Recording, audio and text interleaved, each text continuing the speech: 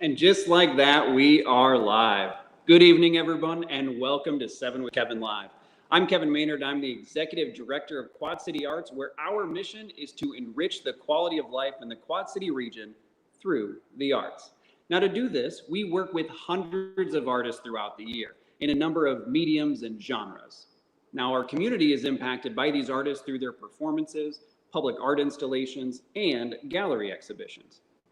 Our team has the added benefit of getting to work closer with these artists, which gives us the opportunity to learn more about them as well as their art. And we want to share that with you. And that's what 7 with Kevin is all about. But why 7 with Kevin? We named the series after a monthly newsletter that I write. In that newsletter, I share 7 things. It ranges from things that I'm excited about to things that we are working on to things that I'm interested in. So we created a list of 7 questions that fit that criteria. Basically, it's a little random, a little fun, and hopefully a little thought-provoking.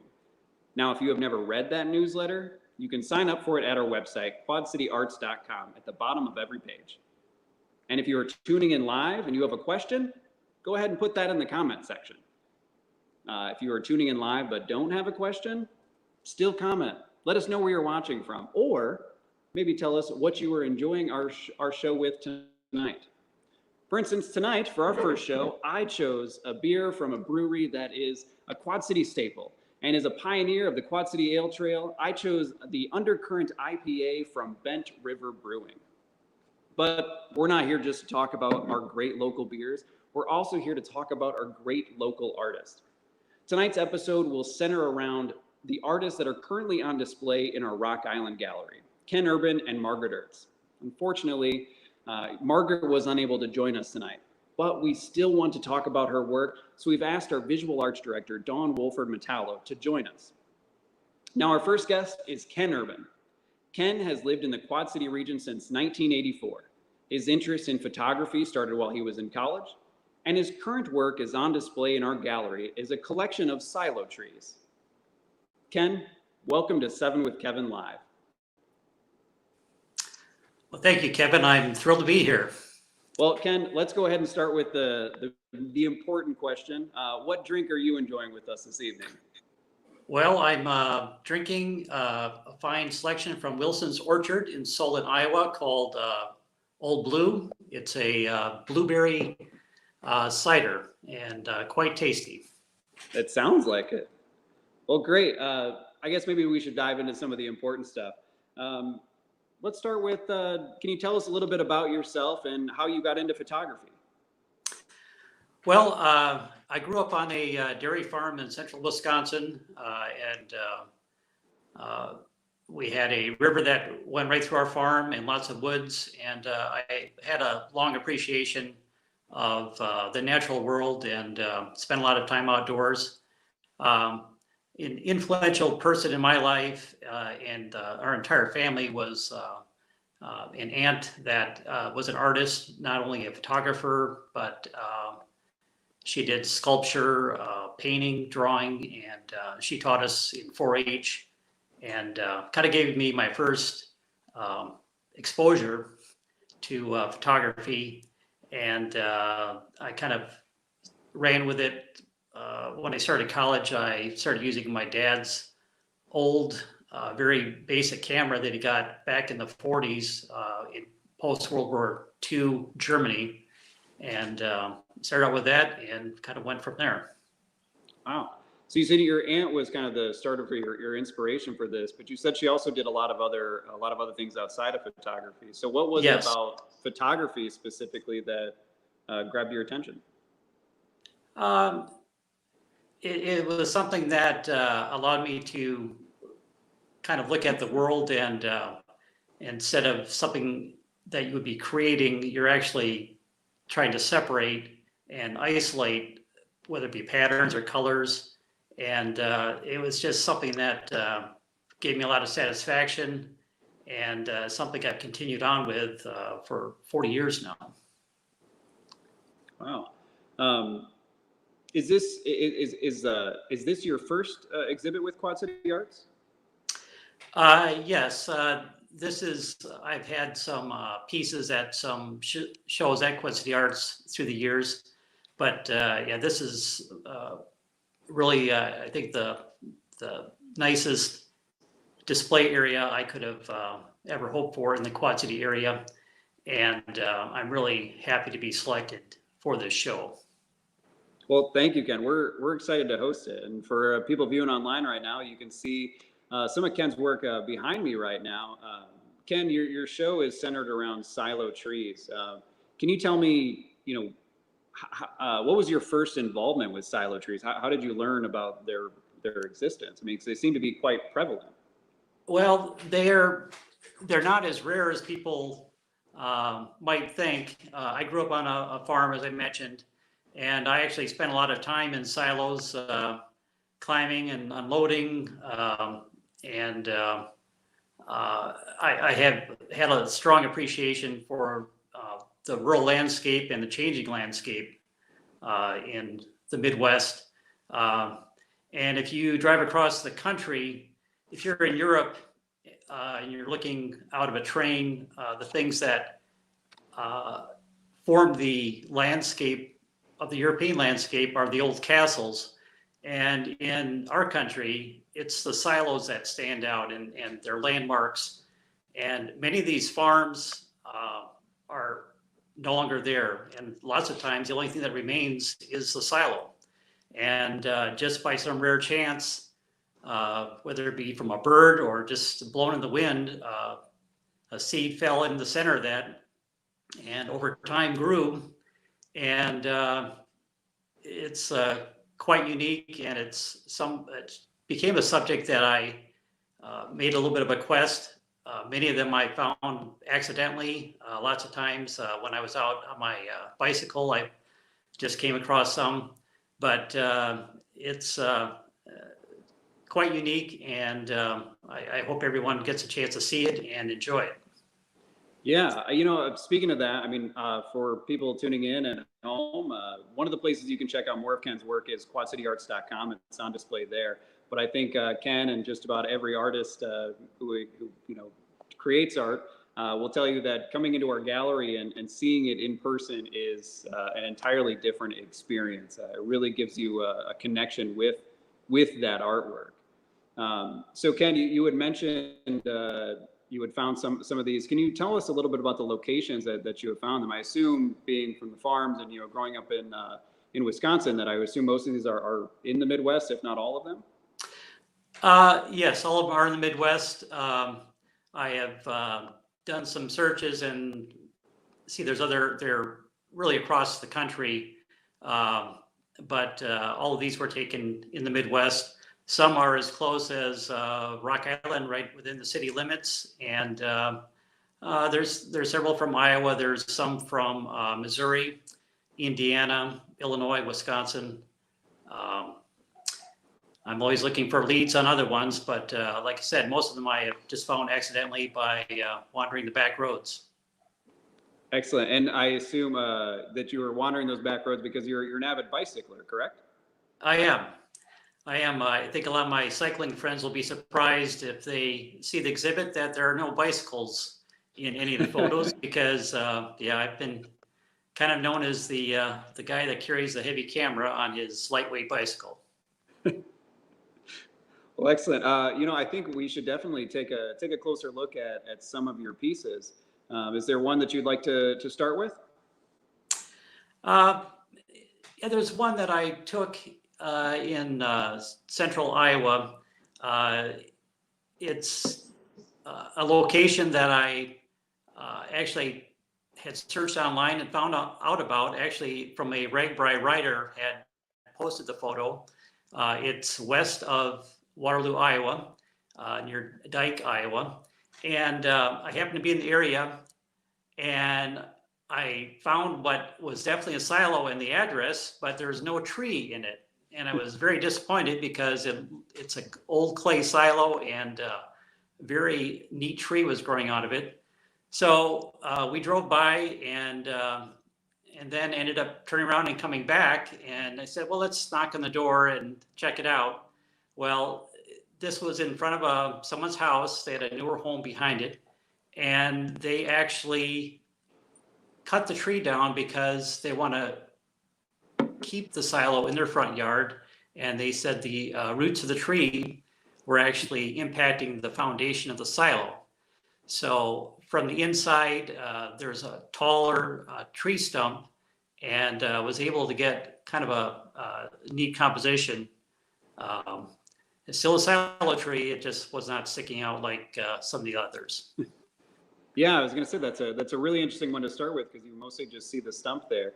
And one of the things that is really nice in that image is that it gives you an image of the silo windows as well, because they play a significant role in a lot of your other photographs. Yes, it's kind of an afterthought. I had been taking photographs for a long time of seeking out the silo trees, and as it came closer to the date of the exhibition, I started thinking about how I wanted to display the photos. And I had been lots of these silos, and I found these old wooden doors, which that's what you would unload the silo out of. It would go down the chute to the cows that might be below. And it was kind of an afterthought. I had an opportunity to get some of these old wooden silo doors, and I had some of my photos printed on metal and mounted on old silo doors. And in the one photo, you're actually looking up through the bottom of the silo chute, and you can see the old doors, which the photo is now mounted on. Excellent. Perfect. And here's that photo now, and you can also see the hardware that you use. That if I remember you telling me correctly, that those locked those into place. Right. There's different styles. That particular one, you would operate that assembly in the middle, and that would lock it into place. Because when the silo is empty, and obviously when you're going to fill the silo with silage, you have to make sure that the doors don't fall in and get buried inside the silage. And yeah, so that's probably my favorite piece in the show, that particular one you're showing right now. Wow. I can definitely see why. I know when the exhibit first went up and I was able to walk through the gallery before we officially opened, this is, along with a couple other ones, was one that definitely caught my attention. Obviously, the silo door and the hardware helps, but the angle that you were able to capture on that is really quite impressive, and you can see the tree through that silo door. It's really well done. Yeah, and there's 41 pieces that are in the show, and I think there's only one that does not actually have a tree somewhere in it, and it's not always obvious. Sometimes it's part of the landscape, and other times it's taken from inside and looking up. But it's not. I tried to get different compositions and points of view instead of just something that you might see from the road driving by. Excellent. Being that we are located in downtown Rock Island, I have to ask you about the silo tree that you found in the city limits of Rock Island, which I think is really impressive. So I'd love to hear that story. Yeah, actually, I work in Southwest Rock Island, and there's a farm in that area, a smaller farm, and yeah, I drive by it nearly every day. And surprisingly, I had not taken that many photos of it, but I was able to get some nice shots in the last couple of months at sunset, and then also right after one of that freak snowstorm that we had when we thought spring was over. But Yes. Yeah, that one on display is one that was a very nice sunset, and just got it from a couple of angles that evening, and right there is one of my favorites of that barn. and silo. Actually, that location is featured in, I think, 4 or 5 images that are on display. So that's shown more than any other one that's in the show right now. Oh. Well, I think that one of the things that I love about it is the fact that had you not told me that was, inside the city limits of Rock Island, I would have had no idea. One of the last things I want to ask you about is we've got another image here that shows it's, if I'm recalling, it's mounted on some really incredible wood, pallet wood that you created, correct? Yeah, I like to reuse and salvage materials, and I came across some wooden crates that actually had contained some parts that were shipped from India to Caterpillar, and I recognized right away that it was not just pine or some common wood.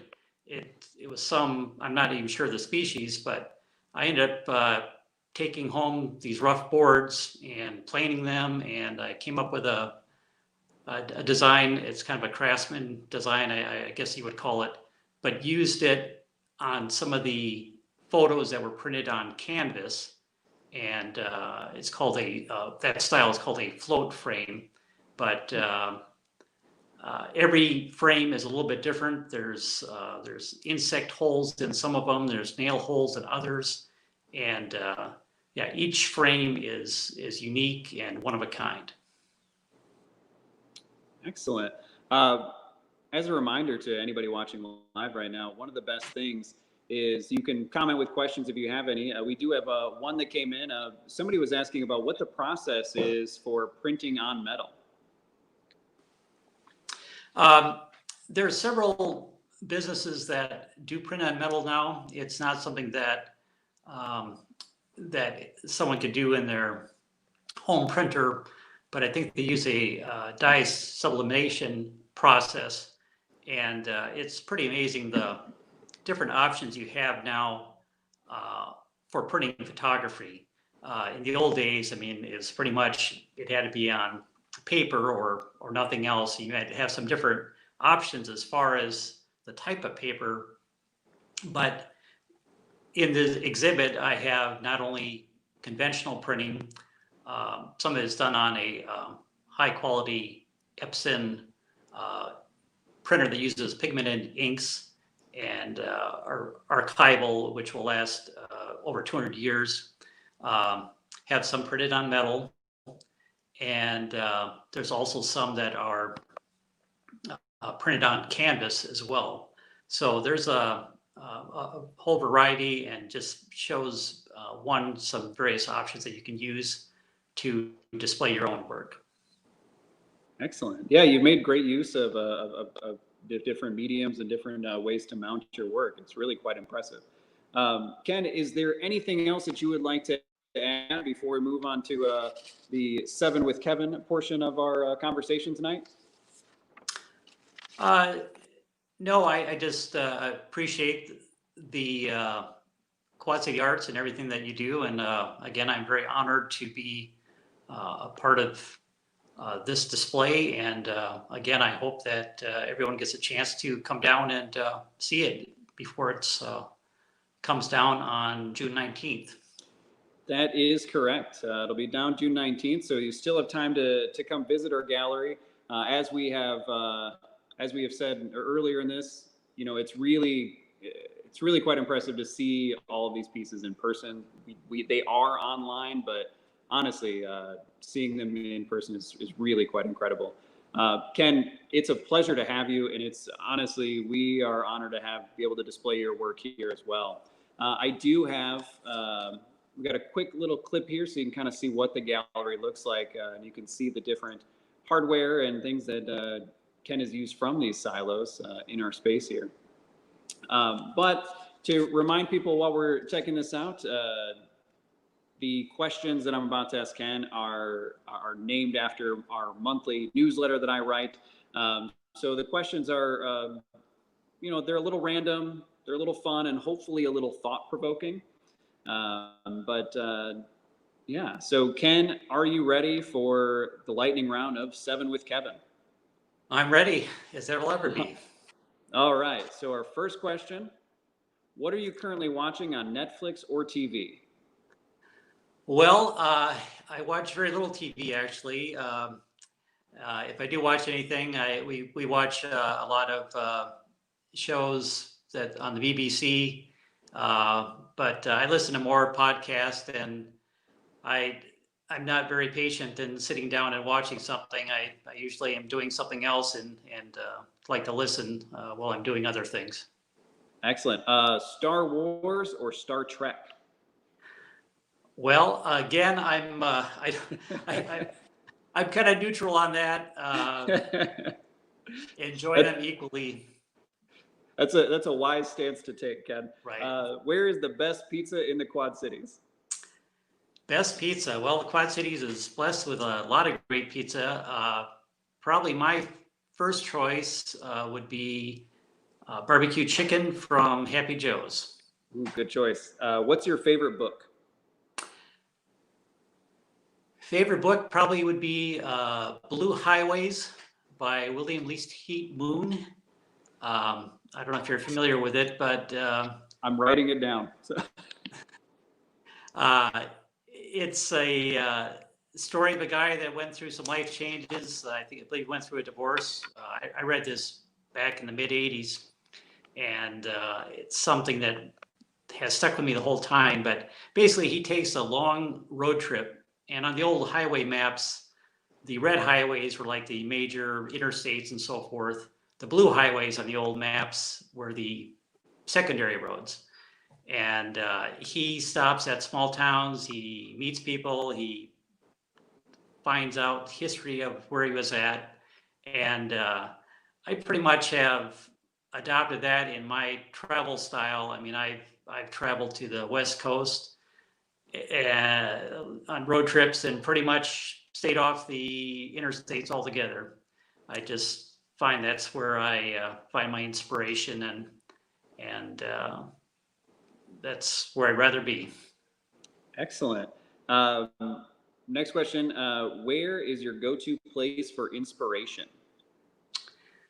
Well, it kind of my last statement kind of leads into that. For inspiration, I like to get in the car and have a vague idea of what direction I want to go, but not sure on how I'm going to get there. And if I'm driving some back roads, I see a name of an interesting road name, I'll just turn down that road and maybe try to figure out, why it was named that or what might remain of what it was named after. But Oh, that's really, and as far as destination and inspiration, it probably would be going back to my home state of Wisconsin, because once I cross the border, it's just my whole attitude changes, I guess. excellent. What profession other than your own would you like to attempt? But I also think probably to clarify, what is your current profession, just so we can get some comparison. Uh, I have been in the trucking transportation industry for since 1985, and yeah, actually, probably as a photographer, because I actually have never, although I have sold some of my work through art fairs and so forth, I haven't been a full-time photographer. And some people say that that's the real test of an artist, is to have to do it for a living. And I'm not sure if I would enjoy it more or less, but that's probably would be my choice. Excellent. Final question. If you could have a drink with any artist, living or dead, who would it be? Well, I'm not sure if you knew Bruce Carter. He was a legend in the Quad Cities arts community as an artist, and he was he managed the Dick Blick store back in the day when they were in Moline, and he had a program similar to this called Art Talks, and he was just every time you met him, any artist that met him, he was just an inspiration, just a positive guy. And unfortunately, he passed 5 or 6 years ago, and the arts community has lost a great man there. All right. Well, Ken, I know I told you I'd only ask you 7 more, but I'm actually going to circle back to one. So you said you're not big on Netflix or TV. I'm also a podcast guy. I love podcasts. So I have to ask, what are some of your favorite podcasts, or what's one that you're listening to right now? Oh, well, I listen to a lot of the ones that are on public radio. I mean, This American Life, Wait, Don't Tell Me, some of the staples of the public radio menu. A lot of news-related stuff, but try to get a little too much of that these days. So try to get some variety. Excellent. Well, Ken, it sounds like our podcast lists are pretty similar. So, right. All right. Well, Ken, I want to thank you so much for joining us. It has been a pleasure speaking with you. Well, thank you very much. Thanks, Ken. Another reminder, Ken Urban's Silo Trees can be seen in our gallery in downtown Rock Island until June 19th. It'll also be online at quadcityarts.com. You can also see more of his work at his website, kenurbanphotography.com. Now, as I mentioned earlier, Margaret Ertz was unable to join us, but I don't want you to miss all of her great work. I also had a lovely chat with Margaret the other night, and she provided some additional comments via email. And I will share all that with you. But I've also asked our visual arts director, Dawn Wolford-Metallo, to join us to talk about Margaret's work and the current show. So Dawn, welcome to 7 with Kevin. Hi, Kevin. Hello, Dawn. Well, I saw your drink right there, so now you're going to have to tell us, what are you enjoying this evening? I'm drinking an Angry Orchard. That's my favorite go-to drink. Excellent. Excellent. Well, Dawn, obviously this is the first 7 with Kevin. I know your job quite well, but I want to give everybody an opportunity to learn more about you, as well as what you do here at Quad City Arts. Okay. Well, my title is Visual Art Director. So really anything that has to do with visual art is what I do. I manage the gallery store in Rock Island, the gallery exhibit in Rock Island, the gallery exhibit at the airport, and public sculpture, which it's been a pretty exciting week this week because we've got sculptures moving in and out, and that'll continue next week. So it's always something new and exciting, and I've got a lot of interesting people that I get to meet with this job. That is true. And also on the public sculpture front, Dawn has been on quite a few news stations the past couple of days. With all the installations going in. So they're like quite famous now. So. Yeah, for the week. So Dawn, you had kind of mentioned how, it's been busy and interesting. Obviously our current situation, the global pandemic, has had its challenges. And it had some challenges with this current show. In fact, Margaret, if I'm correct, Margaret and Ken were supposed to be in the same show together. Can you talk a little bit about that? Sure. That actually turned out to be kind of a happy accident. The 2 of the 3 artists we had planned to show at the airport in May decided that it was too risky for them. So they decided not to do it. And then with only 1 artist left, which was Margaret, we couldn't just throw her into a show all by herself. So we elected to keep the show that was up there for another 2 months, especially with airport traffic being very low. That show wasn't getting a lot of views. And then we moved, at the same time, the artist who was scheduled to show with Ken is a graduate student in Wisconsin. And when the colleges shut down, they locked everything up, and the poor guy, all of his artwork was just locked up in a building and he couldn't get to it. So I promised him that we would show his work at a later time. And then Margaret was happy to switch over. So we've got Margaret, filling the empty spot here at the gallery. And her work and complements Ken so beautifully that it was like it was meant to be. It really does. I mean, hers is cityscapes and Ken's is in the country. Like it creates a nice balance. It really does. Yeah, it's a beautiful show. I just hope that more people can see it.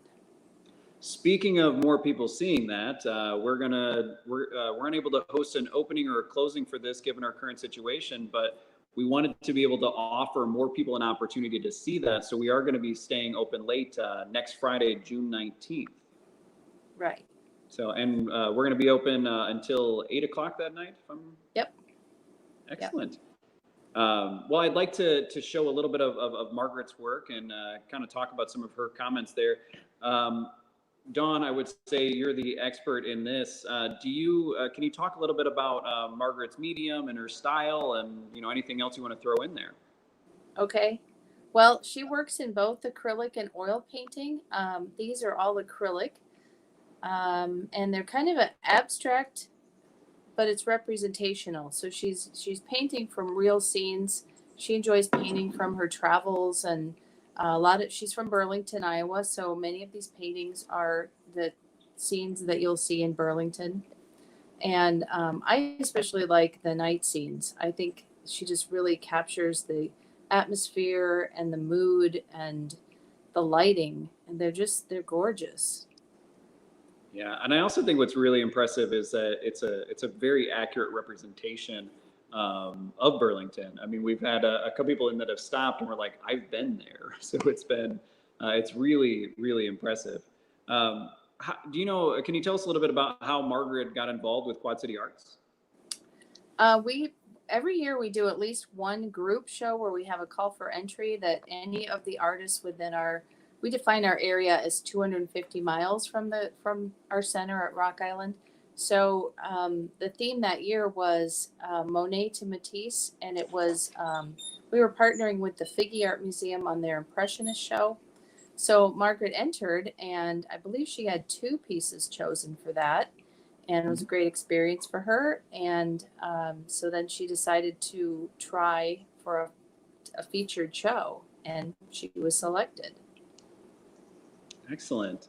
So you mentioned you enjoy her night scenes. Is there anyone in particular that you are a fan of that comes to mind? I have a favorite, so I'll share that for sure. Okay. So. I think it's like the one that shows the car lights and the way it's like the pavement is wet and there's reflections of the lights in the water on the street. I think that's really cool. Yeah.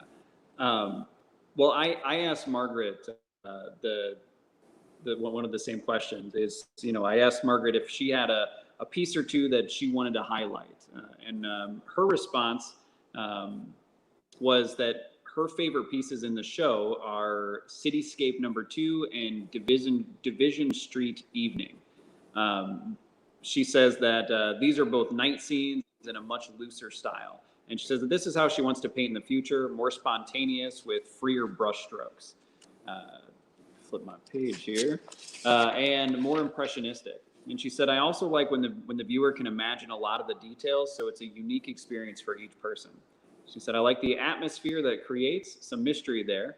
I also enjoy finding interesting and abstract patterns within ordinary settings like street lights or fire escapes. So, but yeah, so this is one of Margaret's favorite pieces, and I can, it's easy to see why. I agree. It's wonderful. Yeah. So when I was looking at the new show, I before we were able to open to the public, I was able to have a nice kind of private showing and look at everything. And the one that really drew my attention is titled Division Street Warehouse. And it's the back of a building, and there's a truck there, but there's also this fire escape that wraps up the building. And I remember walking past it in the gallery because it completely stopped me in my tracks because the shadows on that fire escape were just, I don't know, to me, it was just incredible. So I talked with Margaret the other night, and I had mentioned this in an email that she had sent. And she said that, let me look at my notes. She told me that she loves seeing the beauty in the seemingly mundane. which it was at that moment that I realized that like that was exactly it, that it was something that we don't typically stop to look at, but it was like it is quite beautiful. I mean, the shadows coming off that fire escape. And I think what's even more impressive is the fact that just the technique to be able to separate or to show that it's a shadow, which is not a skill that I have. So, Yeah. And to be Yeah. able to paint all the bricks, that is mind blowing to me. Just to have the patience and the ability to paint them, and they look real. They have texture. They look like you could just grab a brick. I mean, it's yeah. very well done. Yeah. And one of the things I've said it multiple times tonight is the fact that you can see this stuff on quadcityarts.com. You can see it right here, but to stand next to it and really be able to take it in is a completely different experience. True. All right. So, Dawn, since Margaret is not here and you are technically the guest, how would you feel about tackling 7 with Kevin? I'll give it a shot. All right. Well, here we go. Dawn, what are you currently watching on Netflix or TV?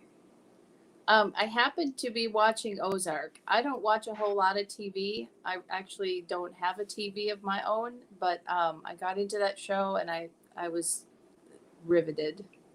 So Yes. Star Wars or Star Trek? neither. I have Ooh. never seen Star Wars. I know. I don't even know what to say right now, Dawn. It looks like we'll be having a movie night at Quad City Arts. Where is the best pizza in the Quad Cities? Wow, we have a lot of good pizza here. My current favorite is Low Pies.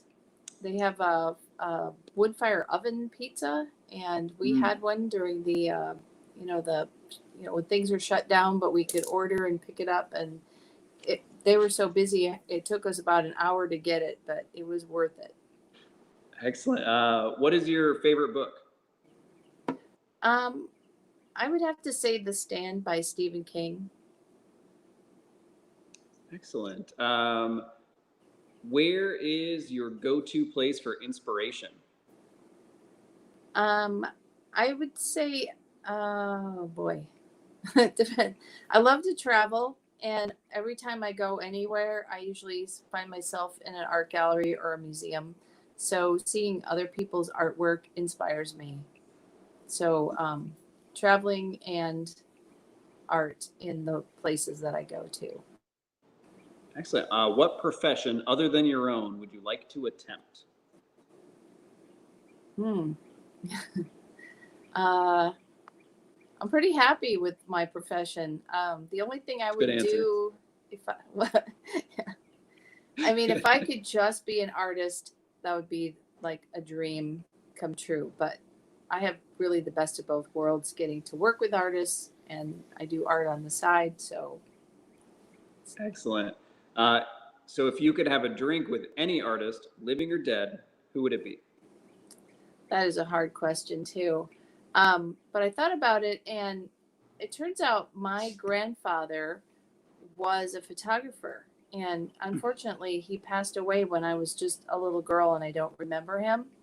And I think it'd be awesome to have a drink with him and talk about what inspired him. And he was self-taught, and I look at the photos that he took that were left, and he was great at composing them, and he made his own Christmas cards. And I just think out of anybody, that would be the most meaningful to That's a talk great to answer. him. Well, Yeah. thank you, Dawn. I am really happy that you stuck around for 7 with Kevin. I actually want to do a quick little recap, kind of go back and maybe show a little bit of Margaret's work. But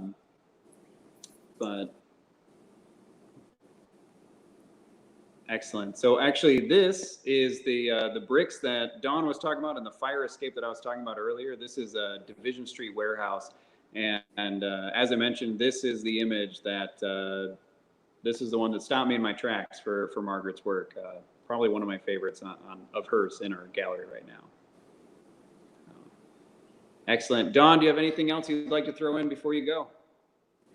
Nope, but just want to say that our gallery is very safe to come into right now. We take all the precautions so people can come in and feel comfortable, and we are going to be open those extended hours on the 19th. So that'll be a great last chance to get to see the show. And I know Ken will be there. If people have questions, they can get to talk to him in person. Excellent. Well, thank you, Dawn. I appreciate you joining us tonight. Thank you. All right. Well, to all who tuned in live, thank you. To all who are watching us later, what else was more important? I'm just kidding, of course. Thank you for watching. And before you go, let's remind you how you can connect with the artists that are on display in our gallery today. As you can see, Ken Urban, KenUrbanPhotography.com, and Margaret Ertz is on Facebook at Margaret Ertz Art. So check them out. Give Margaret a follow. Go check out Ken's website. I also, before we go, I want to thank the Quad City Arts team. Obviously, you met Dawn on the screen tonight, but what you didn't see is our media specialist, Alex Salaveria, making everything work for us off screen in her own home. Or the other thing you didn't see is all of the input from the entire Quad City Arts team to make this idea a reality. So thank you. Don't forget to follow us on Facebook, Twitter, Instagram, and our YouTube channel. You can visit our website to learn more. Most importantly, we're in downtown Rock Island. Our gallery is open from 10 a.m. to 5 p.m. Monday through Friday and 11 to 5 on Saturday. Don't forget, extended hours on the 19th to check out this great show. So thank you again for watching. We hope that you enjoyed.